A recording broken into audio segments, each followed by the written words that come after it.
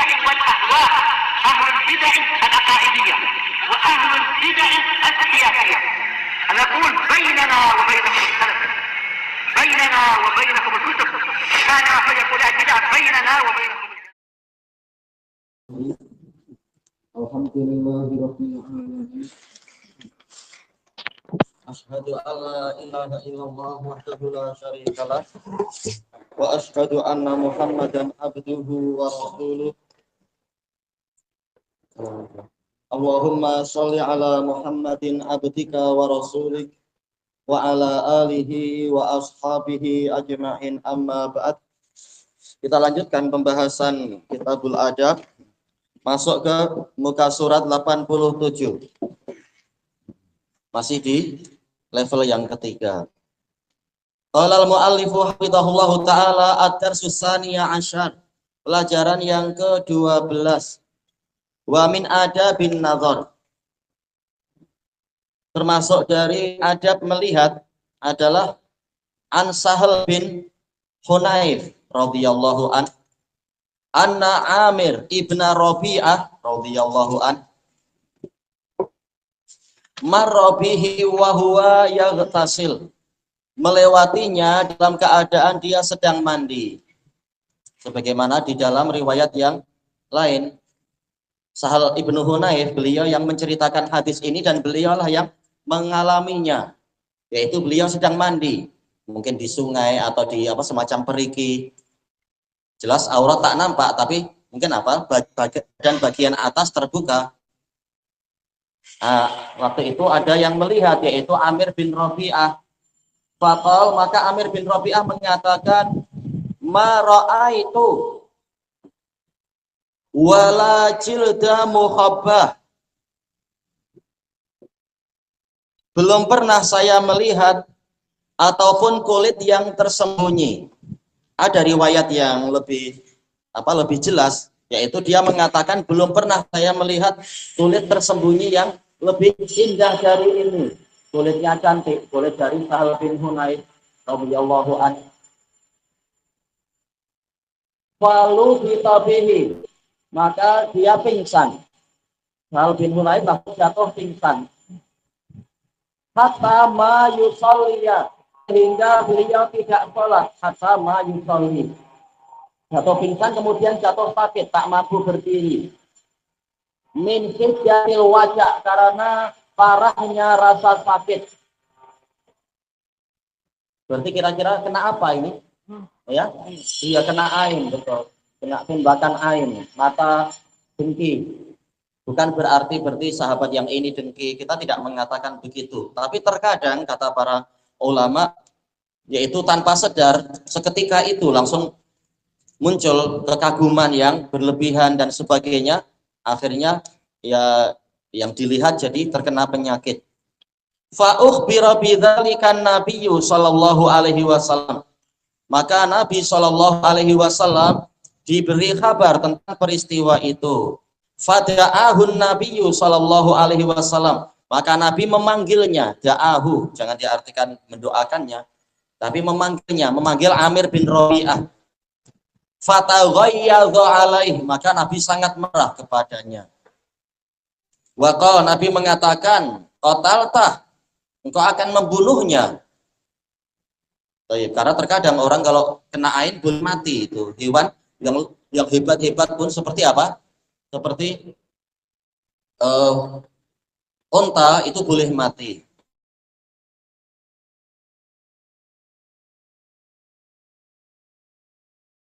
Rambutnya cantik, tahu-tahu rambutnya langsung rontok semua. Wah, kasihan. Akhirnya malu dengan pihak laki-lakinya. Kemarin rambutnya masih cantik, tahu-tahu sekarang perlu shampoo baru, ya karena bahayanya kena ain itu. Jelas setiap orang suka untuk cantik, untuk tampan, dilihat orang lain, tapi memang harus sering-sering didoakan agar tidak terkena ain. Karena ada juga, memang banyak cerita di sana, banyak sekali. Ada anak muda yang dia belajar dan hafalannya bagus, kemudian dia berdakwah di desa sebelah, pandai berdakwah, tapi tahu-tahu pulang langsung jatuh sakit karena terkena ain. Ada orang yang merasa kagum, oh kecil-kecil sudah pandai bicara, sudah pandai hafalan, akhirnya kena ain. Menunjukkan memang harus sering kita doa zikir zikir pagi, zikir petang dan seterusnya. Nah, kemudian sampai dia tidak mampu sholat, berdiri sholat karena pingsan atau mungkin karena sakit yang parah. Nah, kemudian Nabi Shallallahu Alaihi Wasallam memanggil Amir bin Robi'ah ini dan memarahinya, mengatakan, "Qatatah, engkau membunuh dia." Tentunya tidak betul-betul membunuh kan. Cuma kita maklum yang namanya al-hayah disebutkan oleh Syekhul Islam rahimahullah di dalam kitab Darut Ta'arud, abrazu alamatil hayah al-harakah.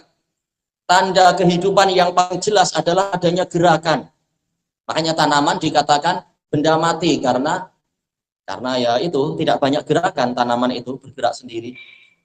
Tapi Syekhul Islam bilang tanaman sebenarnya termasuk benda hidup, cuma kehidupannya sangat terbatasi. Tapi ini sekedar bahan informasi aja. Karena Sahal bin Hunayf ini setelah terkena ain, dia betul-betul tak mampu bergerak. Nabi berkata kepada pelakunya, engkau membunuh dia. Alama yaqtulu ahadukum akhah. Kenapa salah seorang dari kalian membunuh saudaranya? Ala barakta. Kenapa engkau tidak mendoakan keberkahan? Nah, makanya para pensyarah yang mensyarah hadis ini mengatakan sangat digalakkan untuk orang yang melihat sesuatu yang dia kagumi, dia mendoakan Allahumma barik, misalkan barakallahu fih, misalkan, atau kalimat-kalimat yang seperti itu. Jangan bilang mabruk, sebagian masih banyak mengatakan mabruk. Ini salah. Karena mabruk itu berarti apa? Diduduki. Ini bukan diduduki lah nanti. Tapi apa? Mubarak, diberkahi. Nah, setelah itu Nabi memerintahkan untuk Amir bin Robi'ah mandi. Dan kemudian apa? Membasahi kain pengikatnya. Kemudian airnya itu diberikan kepada Sahal bin Hunayf untuk berwudu, diwudukan. Kemudian langsung dia sembuh, sehat seakan-akan tak pernah kena apa-apa. Langsung sembuh. Kata para ulama, ini diantara obatnya, yaitu kalau kita tahu pelakunya siapa, kita suruh dia mandi. Dan baju-bajunya itu direndam dalam air. Nah, kemudian airnya dipakai berwudu oleh orang yang sakit itu. Cara lain, kalau kita tidak tahu siapa pelakunya, ya sudah, kita ruqyah dia baik-baik pagi sore kalau perlu waktu, perlu masa. Kalau Allah menyembuhkan langsung, alhamdulillah. Hadis ini sahih diriwayatkan oleh Imam Ahmad dan lain-lain. Qal makna lubita suri'a, yaitu pingsan. Kalau orang barat bilang apa ya, scanner mungkin ya. Ada orang yang matanya hebat, boleh men-scan orang langsung sakit. Kemudian jilda mukhabbah atau mukhabbah yaitu jilda mar'atin baida. Asalnya sih kulit tersembunyi, tapi maknanya adalah kulit perempuan yang putih. Baik. Mungkin ini jenis yang seperti itu, kulit dari Sahal bin Hunayf seperti kulit wanita. Kemudian barakta ay qulta barakallahu alaik au Allahumma barik, kan seperti itu. Baik. Nastafidu minal hadis, kita ambil faedah dari hadis ini. Idza ra'aita syai'an yu'jibuk, jika Anda melihat sesuatu yang membuatmu kagum, faqul Allahumma barik, ucapkan Allahumma barik.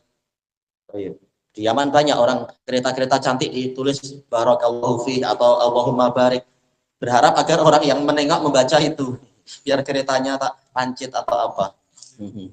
Sih caranya bukan cara itu harusnya, bukan dengan nulis zikir di dinding-dinding atau di tingkap. Kemudian yang kedua, annaka qad tusibu bil aini syakhsan tuhibbu, terkadang Anda akan menimpakan penyakit ain kepada seseorang yang Anda sukai. Ya, terkadang kita baik dengan dia, kita sayang dia, tapi boleh jadi karena kita tidak menjaga pandangan mata, melihat dengan penuh kekaguman, boleh jadi malah dia jatuh sakit. Idza ra'aita minhu syai'an yu'jibuk, jika Anda melihat darinya sesuatu yang membuat Anda kagum, falam tad'u lahu bil barakah, namun Anda tidak mendoakan keberkahan untuknya. Ya, untuk segera mengatakan Allahumma barik dan semacam itu. Jangan hanya diam saja. Dikhawatirkan terkena itu. Tapi pertanyaannya, apakah mungkin orang buta menimpakan ain? Kan matanya buta. Ya, mungkin tak? Kata Ibnu Qayyim masih mungkin di dalam kitab Ada Wad Dawa. Kenapa? Karena tidak disyaratkan penyakit ain itu untuk mata yang sehat. Terkadang orang buta diberi cerita yang sangat detail, dia kagum tanpa dia sadari akan keluar dari matanya itu sesuatu yang dikuatkan oleh ruh-ruh yang jahat, kata Ibnu Qayyim. Boleh jadi kena orang. Pertanyaan kedua, mungkin tidak seseorang itu menimpakan ain pada diri sendiri, mungkin nggak? Ya ini aneh, tapi mungkin aja. Kata Ibnu Qayyim, orang melihat di cermin, kenapa cantik ya saya itu ya, tahu-tahu kena ain sendiri, merasa kagum tanpa sadar, tanpa mendoakan berkah untuk diri sendiri, akhirnya kena sendiri. Itu mungkin. Memang penyakit ain ini perkara gaib, banyak perkara yang kita masih belum paham, tapi praktek-praktek menunjukkan itu mungkin saja terjadi. At-taqwim, penilaian yang pertama, madza taqul idza ra'aita syai'an yu'jibuk. Apa yang Anda ucapkan jika melihat sesuatu yang membuat Anda kagum? Bilang apa? Allah yahdik. Iya, Allah mabarik. Atau yang lain misalkan apa? Doa yang lain, kalimat yang lain misalkan apa ya? Ya barakallahu fiik, misalkan barakallahu alaik, boleh juga barakallahu lak, boleh, tak masalah. Inti doanya sama. Ya? Masya Allah boleh. Cuma Masya Allah itu pembahas itu tujuannya lain. Itu bagian dari zikir sebagaimana yang Allah Ta'ala perintahkan di dalam Al-Quran. Ketika masuk ke suatu kebun, maka diucapkan Masya Allah la quwwata illa billah. Itu baik. Cuma untuk melindungi benda-benda tadi dari ain, Nabi mengajarkan kalimatnya bukan yang Masya Allahnya, tapi doa keberkahan. Masya Allah ini terkait dengan yang perkara lain, yaitu agar kebunnya diberkahi juga, kebunnya tidak ditimpakan azab karena kita tidak bersyukur dan seterusnya. Memang boleh, zikir ada beberapa. Cuma kalau terkait dengan ain, nah doanya adalah keberkahan ini. Baik, ilahuna wallahu a'lam.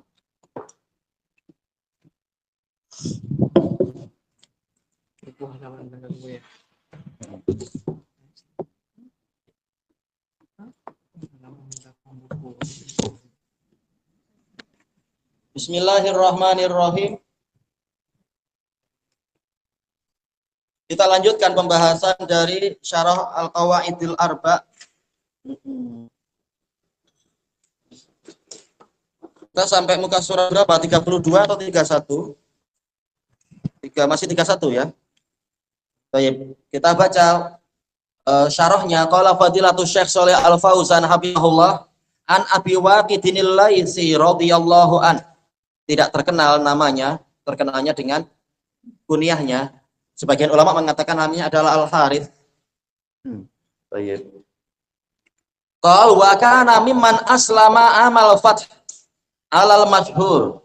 Beliau termasuk yang masuk Islam pada tahun Fathu Makkah menurut pendapat yang terkenal sanata samanin minal hijrah, tahun 8 Hijriah.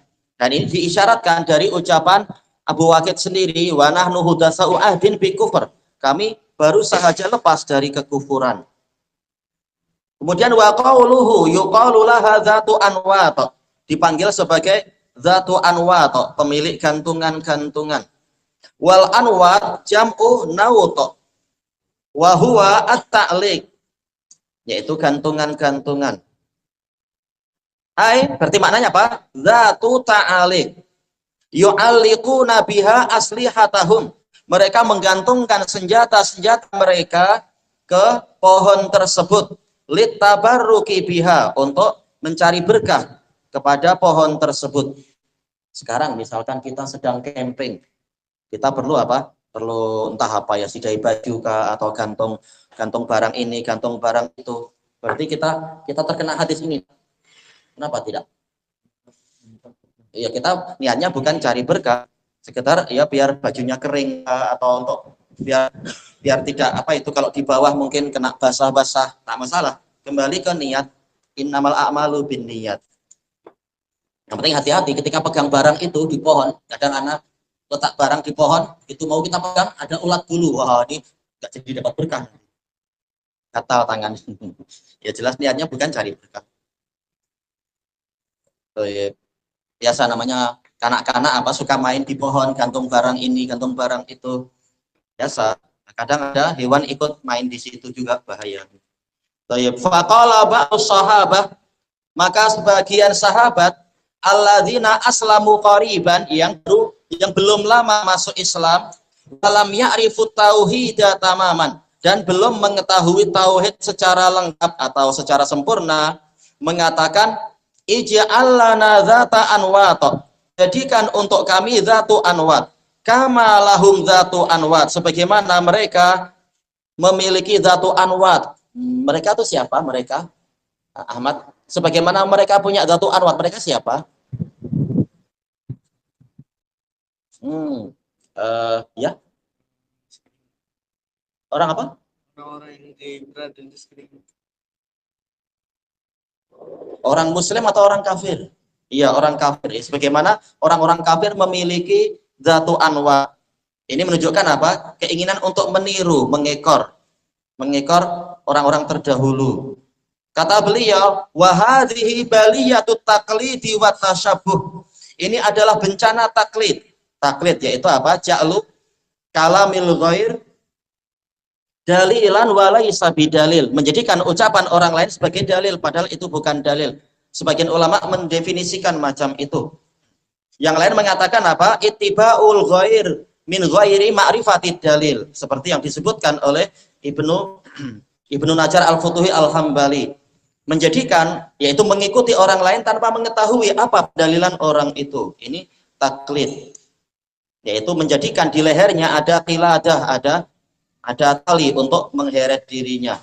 Buat tasyabuh yaitu tolabus syabah, mencari keserupaan, suka meniru-niru orang-orang terdahulu, terutama di hari-hari sekarang ini ya, mendekati apa itu katanya hari Natal itu. Ini bahaya, muslimin ikut-ikutan mengatakan selamat lahirnya anak Tuhan, padahal kita tiap hari mengatakan lam yalid walam yulad, tidak diperanakkan, tidak beranak dan tidak diperanakkan, tahu-tahu mengucapkan selamat lahirnya anak Tuhan. Ini kata-kata kufur akbar.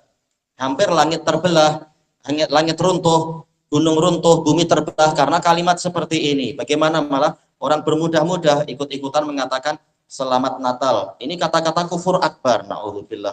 Dan ini mencaci maki Allah. Ma'ruf dalam hadis muttafaqun alaih dari Abu Hurairah radhiyallahu an, Allah Ta'ala mengatakan, syatamani ibnu Adam wa ma yanbaghi lahu an yashtimani. Anak Adam mencaci maki aku, padahal tak layak bagi dia untuk mencaci maki aku. Asyatmuhu li ayyaqula annali waladan. Ada pencacian bagi Adam kepadaku adalah dia mengatakan aku punya anak. Bagaimana kita malah mengatakan Allah punya anak? Ini mencaci Allah dan malah mengucapkan selamat atas lahirnya Tuhan anak. Ini kata-kata kufur akbar, sekedar mengekor, niru ucapan orang-orang kafir Nasoro itu. Baik. Ini bencana, kata Syekh Shalih Fauzan, baliyatut taqlid wa tasyabuh, bencana karena sekedar mengekor dan meniru. Wahiyya min a'dhamil balaya, dan ini termasuk bencana yang paling besar, membutakan diri, tidak melihat keburukan jalan-jalan umat-umat terdahulu. Sebagaimana dalam hadits muttafaqun alaih dari Abi Hurairah radhiyallahu an, Rasulullah Shallallahu alaihi wasallam mengatakan, la tattabi'unna sunana man kana qablakum shibran bi shibrin wa dhira'an bi dhira' hatta law dakhalu juhra dhabin la dakhaltumuh. Demi Allah, kalian pasti akan mengikuti jalan dari orang-orang sebelum kalian, sejengkal demi sejengkal, sehasta demi sehasta, sehingga apabila mereka memasuki lubang dhab, kalian pasti akan masuk juga. Padahal lubang dhab kecil, tapi orang akan berusaha ikut. Kenapa? Orang-orang modern ikut, umat terdahulu ikut. Nah, kita ikut saja. Na'udzubillah. Ini kalam Nabi menunjukkan tercelanya orang-orang yang seperti itu. Qalu ya Rasulullah al-Yahudu wan Nasara. Mereka bertanya, wahai Rasulullah, apakah orang-orang tadi Yahudi dan Nasara yang diikuti oleh umat ini? Qala faman. Nabi bertanya, siapa lagi kalau bukan mereka? Baik. Hadis muttafaqun alaih. Hadis ini kelengkapannya juga macam itu. Nabi mengatakan la tattabi'unna sunana man kana qablakum. Kemudian fa in dzalika ta'ajjaban nabiyyu sallallahu alaihi wasallam. Ketika itu maka Nabi merasa heran. Kalau terkait dengan perkara yang buruk, ta'ajub artinya adalah merasa heran. Kalau terkait dengan perkara yang baik, ta'ajub yaitu merasa kagum. Wa qala Allahu Akbar, Allahu Akbar, Allahu Akbar. Ya, di sebagian riwayat disebutkan 3 kali. Dijelaskan oleh Syamsul Haq Azim Abadi di dalam syarah Sunan Abi Dawud, ini menunjukkan disyariatkannya bertakbir tatkala melihat sesuatu yang imma mengagumkan atau juga apa mengherankan. Wa kana sallallahu alaihi wasallam idza a'jabahu syai' au istankara syai'an fa innahu yukabbir. Nabi sallallahu alaihi wasallam jika merasa heran terhadap suatu perkara atau mengingkari suatu perkara, maka sesungguhnya beliau bertakbir. Au yaqulu subhanallah, atau mengatakan subhanallah. Baik, sebagaimana juga yang dijelaskan oleh Muhammad Abdurrahman Al-Mubarakfuri di dalam Tuhfatul Ahwadhi, yaitu kalau kita mengagumi sesuatu atau heran terhadap sesuatu, boleh kita mengatakan subhanallah. Seperti tatkala Nabi heran ada wanita minta diajari cara mandi haid, Nabi sudah menjelaskan, tapi sebagiannya dan isyarat. Wanita ini heran minta diulang-ulang, Nabi mengatakan subhanallah, menunjukkan boleh takbir Allahu Akbar, boleh juga subhanallah, ini tidak masalah. Wa yukarriru dzalik, dan mengulang-ulang kalimat tadi, boleh diulang-ulang. Kemudian innahas sunan, sesungguhnya ini adalah jalan-jalan, yaitu jalan yang biasa ditempuh oleh orang-orang terdahulu yang dibinasakan oleh Allah.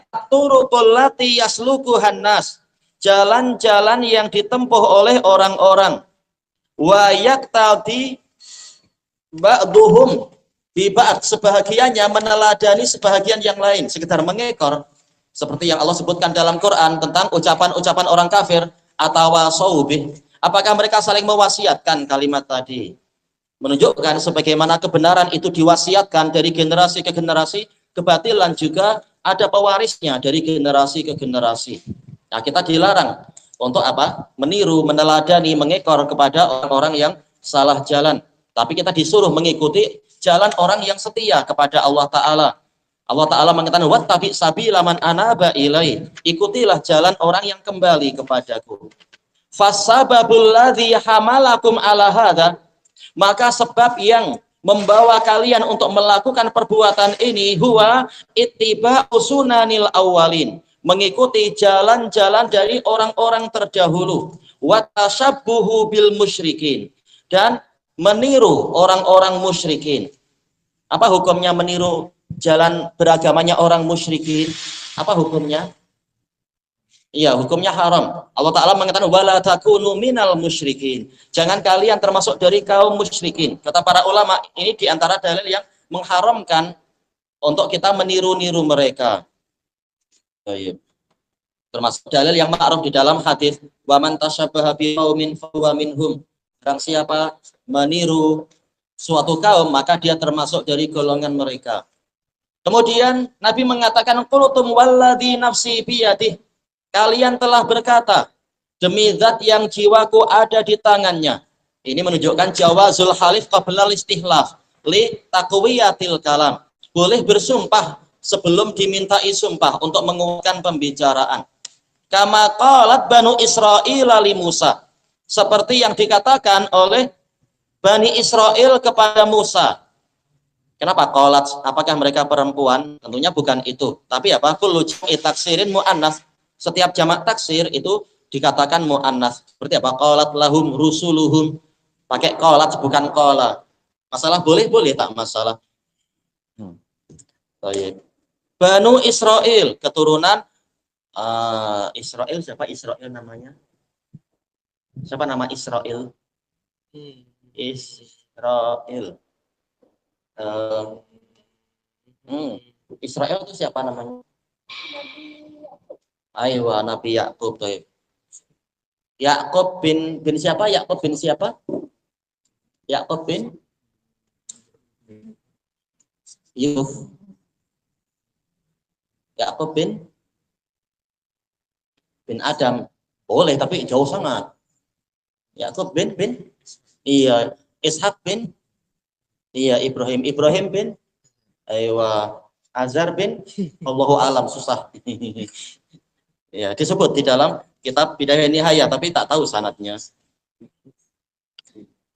Baik. Kita sampai mana? Kemudian mereka berkata kepada Nabi Musa bin Imran, "Ij'al lana ilahan kama lahum alihah." Buatkan untuk kami sesembahan sebagaimana memiliki sesembahan-sesembahan.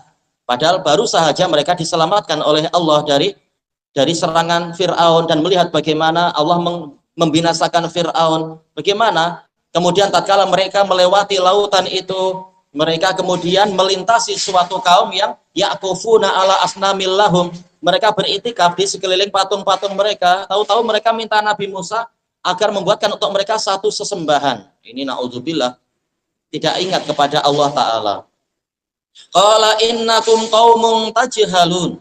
Maka Nabi Musa mengatakan, sungguh kalian adalah kaum yang jahil. Ini menunjukkan bahwasanya mencari berkah kepada selain Allah dengan metode yang tidak disyariatkan, ini bagaikan mencari sesembahan.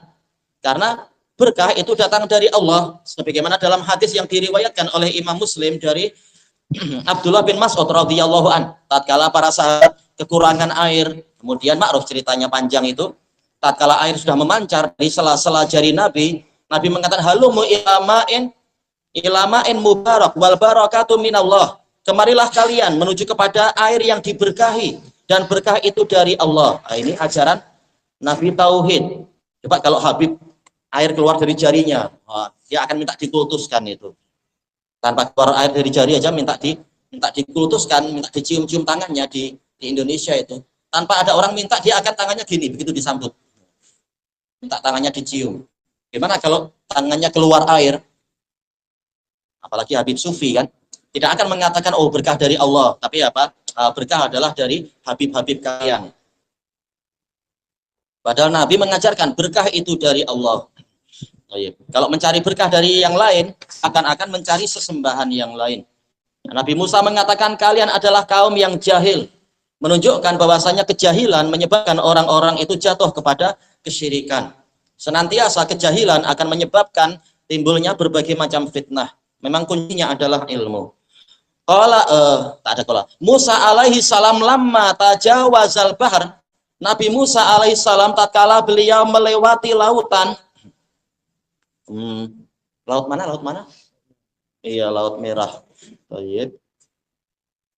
Di Laut Merah di situ ada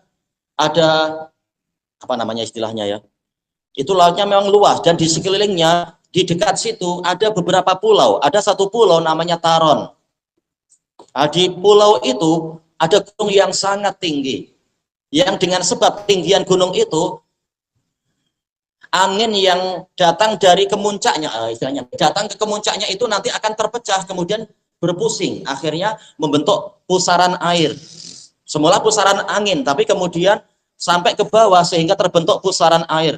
Jarang ada kapal yang selamat di daerah situ. Sebagaimana ini dijelaskan oleh Al-Hafidz Al-Baihaqi. Dan inilah yang disebutkan oleh Imam Syafi'i rahimahullahu ta'ala tatkala beliau didatangi oleh Al-Muzani. Kita tahu Imam Syafi'i pindah dari Baghdad ke Mesir, ke Fustat Mesir. Kenapa? Karena beliau pindah dari negeri bid'ah ke negeri sunnah. Beliau khawatir akan ditangkap oleh pemerintah yang menyuruh mengatakan Quran makhluk. Nah, begitu beliau sampai di Mesir, beliau didatangi oleh Al-Muzani. Namanya Ya'qub kalau tak salah ya. Al-Muzani ini tokoh besar ilmu kalam. Beliau berkata kepada Imam Syafi'i, saya mengalami masalah dalam tauhid. Dan saya tahu kalau ada orang yang mampu mengobati saya, Andalah orangnya. Maka Syafi'i marah. Beliau tahu tentang kebiasaan para ahli kalam, karena beliau mendapati itu di Baghdad. Tidaklah orang terkena akidah khalqul Quran kecuali karena masalah ilmu kalam itu. Maka Imam Syafi'i bertanya, tahukah kamu sekarang ada di mana? Maka dia mengatakan, ya saya tahu. Syafi'i mengatakan, engkau ada di Taron, karena memang Fustat itu dekat dengan Laut Merah. Imam Syafi'i mengatakan, banyak orang yang telah tenggelam di dalam masalah ini, karena memang kenyataannya seperti itu. Sebagaimana belajar ilmu kalam, sebagaimana di Taron itu banyak kapal-kapal yang tenggelam karena ada pusaran air di Laut Merah sebelah situ, dan Fir'aun pun ditenggelamkan di situ. Demikian pula orang yang belajar ilmu kalam, dia akan tenggelam dan karam. Sebagaimana Fir'aun tenggelam gara-gara apa? Dia tak paham masalah rububiyah dan uluhiyah Allah, bahkan mengklaim dirinya adalah Tuhan. Sebagaimana orang ahli kalam kalau sudah level tinggi mengklaim dirinya adalah Tuhan. Nah, kemudian Imam Syafi'i mengingatkan, kalau engkau mengalami masalah dalam masalah tauhid, kembalilah pada Allah dan kembalilah pada firman Allah Ta'ala, inna fi khalaqis samawati wal ard wa ikhtilafil laili wan nahar wal fulki allati tajri fil bahri bima yanfa'un nas, dan seterusnya. Ada cerita yang bagus di situ, telah nukilkan di biografi Imam Syafi'i dalam pembahasan akidah. Baik. Nah, inilah peristiwanya, yaitu Nabi Musa melewati laut itu di dekat Taron sana, yang Fir'aun kemudian tenggelam di situ. Bukan berarti tenggelamnya karena peristiwa alami, bukan, itu dari Allah Ta'ala. Boleh jadi di masa itu Taron belum lagi muncul, belum lagi ada apa istilahnya pusaran air, tapi memang tempatnya di daerah situ, yang nantinya banyak kapal yang tenggelam di situ. Tapi bagaimana Bani Israel dengan kelemahan mereka diselamatkan oleh Allah Ta'ala dengan keajaiban itu. Wa aghraqallah bi Bani Israel, membawa Bani Israel, wa aghraqallahu aduwahum fi, dan Allah menenggelamkan musuh Bani Israel di dalam laut tadi. Wahum yanzurun, dalam keadaan mereka melihat. Kelanjutannya besok insyaallah, wallahu a'lam. Subhanakallahumma wa bihamdika la ilaha illa anta astaghfiruka wa atubu ilaik. Walhamdulillahirabbil alamin. Jazakumullah. Menenggelamkan. Aghraqa, menenggelamkan.